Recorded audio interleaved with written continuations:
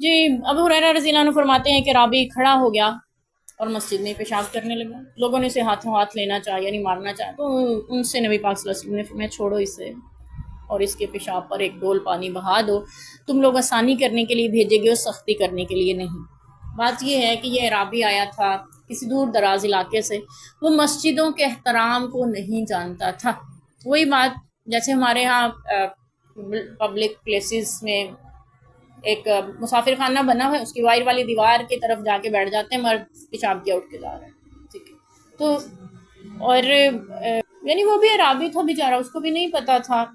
تو اس نے وہاں سے اٹھا نبی پاک کی مجلس سے، اس کو قضائی حاجت یعنی پیشاب کی حاجت ہوئی، وہ اٹھ کے جا کے مسجد کے کونے میں کھڑا ہو گیا، وہاں پیشاب کرنے لگا. صحابہ نے دیکھا وہ ایک دم سے مارنے کے لیے اٹھے، آپ نے ان کو منع کر دیا، روک دیا.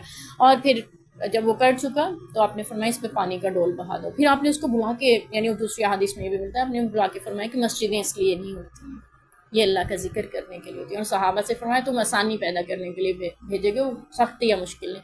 اب اس کو نہیں پتا تھا، اس کو ڈانٹنے کی ضرورت نہیں تھی. جس کو پتا ہو اس کو آپ ڈانٹ سکتے ہیں، ٹھیک ہے. تو اس کو نہیں پتا، اس کو تعلیم دینے کا یہ طریقہ درست نہیں ہے. جس کو علم ہے اس کو ڈانٹا بھی جا سکتا ہے، ٹھیک ہے، تو سختی سے بھی سمجھایا جا سکتا ہے. تو اب وہ یعنی شرمندہ ہوا اور ڈر بھی رہا تھا پتہ نہیں کیا ہوگا.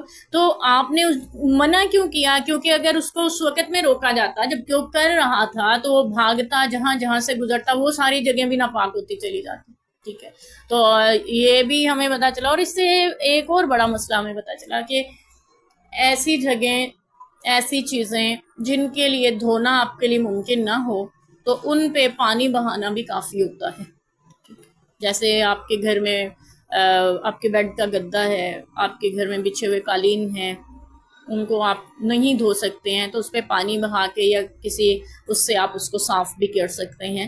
تو لیکن اس میں یہ بات ہے کہ یہ کہا جاتا ہے کہ وہ زمین پہ تھا، مٹی پہ تھا، اور مٹی پہ بہانے سے جہاں تک گیا پانی میں مل کے وہ کہاں تک پھیل گیا، ٹھیک ہے. لیکن خشک ہونے کے بعد وہ پاک ہو گیا. پھر پانی کیوں بہایا گیا؟ تاکہ اس کی بدبو یا اس کا جو اثر ناپاکی کا ہے وہ زائل کیا جا سکے. تو ایسی چیزیں جو دھونا ممکن نہ ہو، ان سے بھی ناپاکی کا اثر جب تک زائل نہ ہو جائے، آپ اس کو گیلے کپڑے سے یا کسی بھی طرح سے اس کو صاف کرتے رہیں. تو اس کی یعنی طہارت کے لیے یہ طریقہ کار علماء اکرام بیان کرتے ہیں. کے ساتھ ہی دوسری حدیث بھی ہم ذکر کر لیتے ہیں. ہمیں قیس بنت محسن فرماتی ہیں رسول اللہ صلی اللہ علیہ وسلم کے پاس اپنا چھوٹا بیٹا لے کر آئیں، جو نہ کھانا کھاتا تھا، نہ ابھی کھانا نہیں کھاتا تھا. تو آپ نے اسے گود میں بٹھا لیا اور اس نے آپ صلی اللہ علیہ وسلم کے کپڑوں پر پیشاب کر دیا. آپ نے پانی منگوایا، اس پہ چھڑک دیا، دھویا نہیں، ٹھیک ہے. اب یہاں سے ایک اور بات ہمیں پتہ چلتی کہ نبی پاک صلی اللہ علیہ وسلم گود میں بچے کو لے رہے ہیں، اپنا بچہ نہیں ہے. بچوں سے پیار کرنا میرے نبی کی سنت ہے. تو بچے آپ کے اپنے ہوں یا کسی اور کے، بچے پیار کا حق رکھتے ہیں، مستحق ہیں ان سے پیار کیا جائے.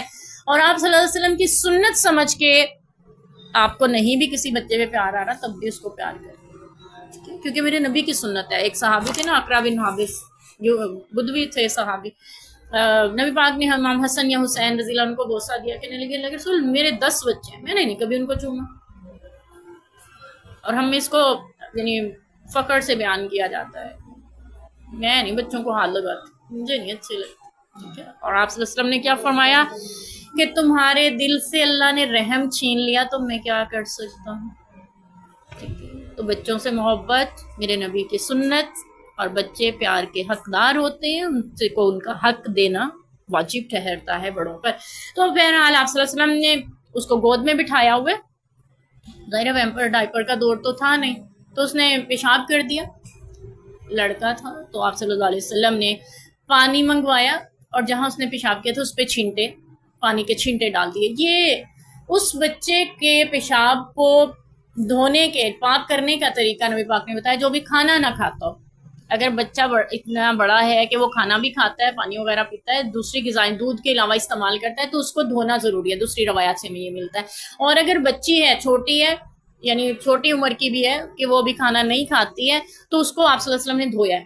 ہم نے اس کو بھی گود میں بٹھایا ہوا تھا، تو اس نے پیشاب کیا تو آپ صلی اللہ علیہ وسلم نے اس کو دھویا، لیکن بچے کے پیشاب پہ صرف چھینٹے مارنے کو ضروری سمجھا. اس کی وجہ یہ ہے کہ ہمارے ہاں تو کچھ اور طرح کے ہوتے ہیں نا بچے، ہمیں یہ سمجھ میں کم آتی ہے بات.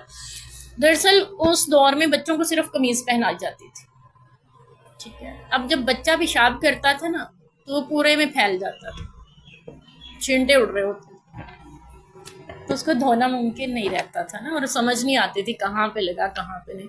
تو اس لیے آپ نے اس پر چھینٹے مارے اپنے پورے کپڑوں پر کہ بس ہو گیا. صحیح، یہ پاک کرنے کا طریقہ. اب یہاں سے ہمارے کچھ بچوں کو یعنی پڑھنے والے طالبات کو یہ سمجھ نہیں آتی، طالب علموں کو، وہ یہ کہہ دیتے ہیں کہ چھوٹے بچے کا پیشاب ناپاک نہیں ہوتا. بھی ناپاک ہوتا ہے، اس کو ناپاکی کو دور کرنے کا طریقہ بس مختلف ہے، ٹھیک ہے. تو اس پہ ہمارے بڑوں کو غصہ آ جاتا ہے، وہ ڈانٹ بھی دیتے ہیں، یہ اچھی حدیثیں لے کے آئے کہ ناپاک ہی نہیں ہوتا. ٹھیک ہے، ناپاک ہوتا ہے، ناپاکی کو دور کرنے کا طریقہ بس مختلف ہے. اور بچی کا پیشاب چونکہ وہ ایک ہی جگہ پہ گرتا ہے اور اس کو دھونا آسان ہوتا ہے، اور اس کو پتہ ہوتا ہے کہ یہاں سے گیلا ہے تو آپ دھو سکتے ہیں. یہ بھی اس میں یعنی جو ہے توجہ بیان کی جاتی ہے کہ اس طرح سے. تو بہرحال ان چیزوں سے بچنا ضروری ہے، پاک خود کو رکھنا ضروری ہے. تو اللہ تعالیٰ ہمیں عمل کی توفیق عطا فرمائے.